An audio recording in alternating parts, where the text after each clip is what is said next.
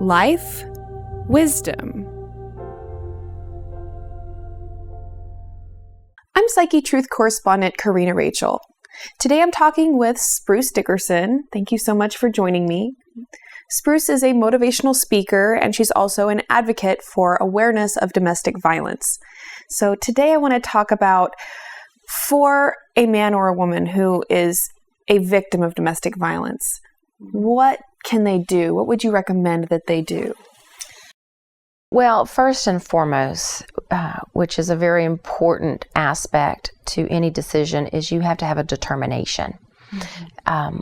They have to have a determination in their heart and in their mind that that is what they're going to do. After they make that determination, then they need to have a plan in place.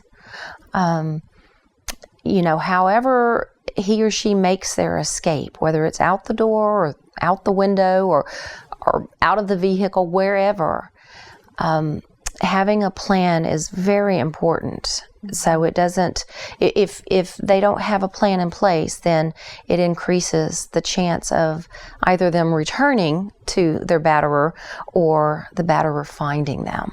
So in terms of, you talked about determination, making this decision, it seems like if you are in a violent relationship, it would be a really obvious decision that, hey, I probably need to get out of this. But it seems like certainly that decision isn't that simple, or else it wouldn't be so prevalent. Can you talk a little bit more about that determination and what advice you give to women about making that determination? Very good point, Corrina, because it is so important, because domestic violence is common, and it happens behind closed doors. Yes, it happens in the public, but it happens behind closed doors. So people don't know what goes on in that relationship. People don't understand the depth of dependence that an abused partner has on their batterer. That's why it's domestic violence. It's not only physical, but it's emotional, it's mental abuse. That woman comes to depend on her abuser because either he has stripped her of all money, of all means of support, to where she is just isolated. So she has come to depend on him. He is her world. For however long they have been in that relationship, that is her world. That's all she knows. That's all she knows. So when she walks out that door, she has to have that plan in place. And she has to have that determination, or else she'll end up going back. And that's why she left in the first place, because she didn't want to be there. Right. Because she didn't want to be abused anymore. So determination is very important, but it's very scary, though, to make that first step. Can you talk a little bit more about the plan and how someone might actually go about, putting those steps in place to make their escape from that situation? As with everything, a plan is very important. You have to be prepared. You have to mentally know what your steps are going to be. If anything, just know your first step. Just know your first step. The first part of that plan is to be safe. She has to make sure she's safe. Because statistics show that when a woman is in a violent situation, that when she makes that decision to leaving and after leaving, the chances of her being killed by her abuser escalate.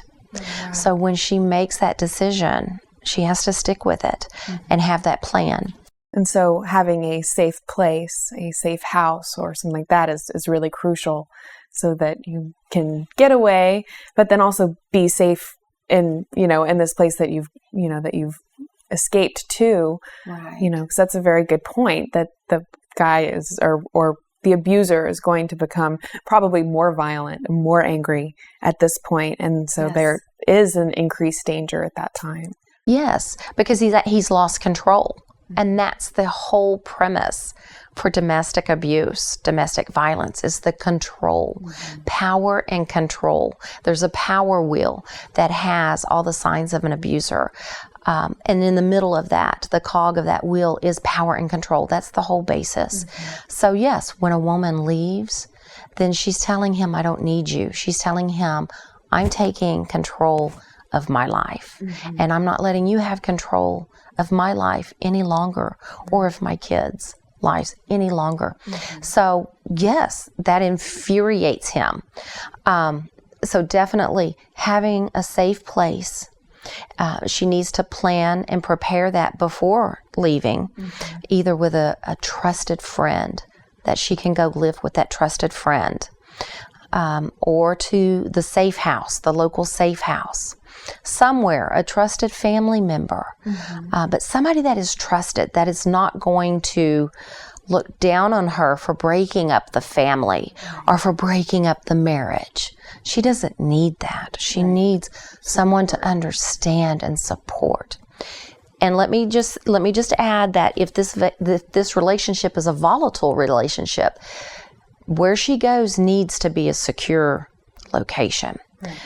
If that friend lives in an apartment, to have a security gate or security officer or something that gives her that security, because he will be on the hunt for her.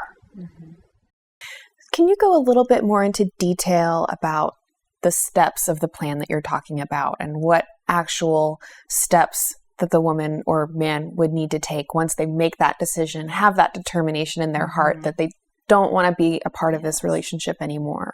What would be the first step for them? All part of the plan is, safety, finding someone that they can trust for a safe house to live. But then also packing a bag, to have a little suitcase or something that you can hide in the house, or that you can leave with a friend, or leave someone on the outside, or leave where you know it is, that when you take that step and leave, then you can go directly to your bag that has your driver's license, your social security card, your welfare card, your birth certificate, all important papers, checking account numbers, saving account numbers, records for your children, any medicines that you take, medicines for your children, extra car keys, extra house keys. So you really have to be detailed and plan ahead, and you have to almost think like your batterer. Like, if I leave, then what will happen? He'll lock me out of the house. I won't be able to get back in and get things. He'll take my car away from me, or I won't be able to get my car, things like that. So kind of anticipating those potential obstacles ahead of time so that you can prepare. Absolutely. And like I said, not just for her, but for her children also. And if she's able to get the family pet, take the family pet with her too. So what are some things you would recommend that the victim not do?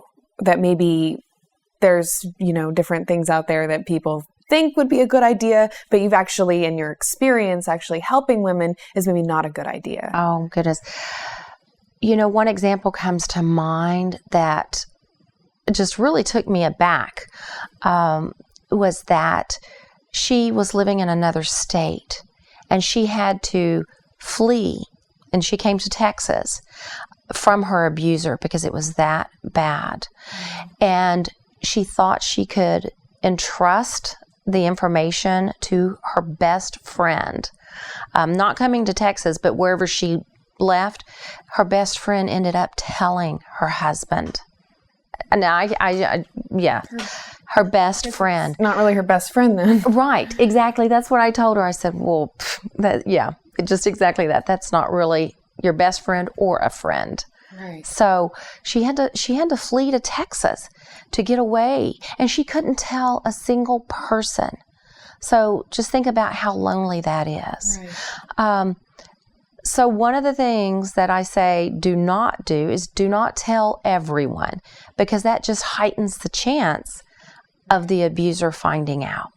So you need to absolutely know who you can trust, whether it's a friend or family member or your pastor, your rabbi, or whoever, somebody that you can trust, so that you know you're not alone and you have a support. So yes, don't blast it on social media that you're leaving. Right. That definitely seems like a very valid point. What else would you recommend not doing? Something that is very important is for her to not be persuaded by anyone to go back into that situation. Not to have communication with him until everything is worked out. If he gets professional help and they want to try to make a go of it again, but after he gets counseling and gets professional help, but to not have communication with him, not let the children have communication with him, and definitely not let him persuade her with any begging and crying and pleading and playing on her compassion as a woman. Because, we women, we're compassionate, right? And we have that nurturing about us. We want to nurture. And so, yes, the batterer will take advantage of that. So definitely don't be persuaded by any tears that he cries, any begging. And, if any family or friends try to persuade you to go make a go of it, don't. So let's wrap up. What are some resources? Of course, calling the police is probably step one. Safe Place here in Austin. What other resources can you recommend? Definitely the National Domestic Hotline, and that is an 800 number that they can call. Other resources is just to reach out to family and friends, reach out to clergy, and ask them for resources of organizations that they can go to, because there are support groups in most every city that you can find support groups. But just find your girlfriends. That's sometimes the best support group is just being with the girlfriends. Yes. But like you said though, Corrina, definitely 911, call the police, and the National Domestic Hotline, and Safe Place here in Austin. Very great. Well, thank you so much for joining me today, and thank you for tuning in. I hope that you will give this video a thumbs up and leave your comments, questions, or other topic requests below. Thank you so much for watching. I hope you'll subscribe to Psychetruth and check out our future videos where we'll be talking more about domestic violence. Thank you so much for watching, and I hope to see you again soon.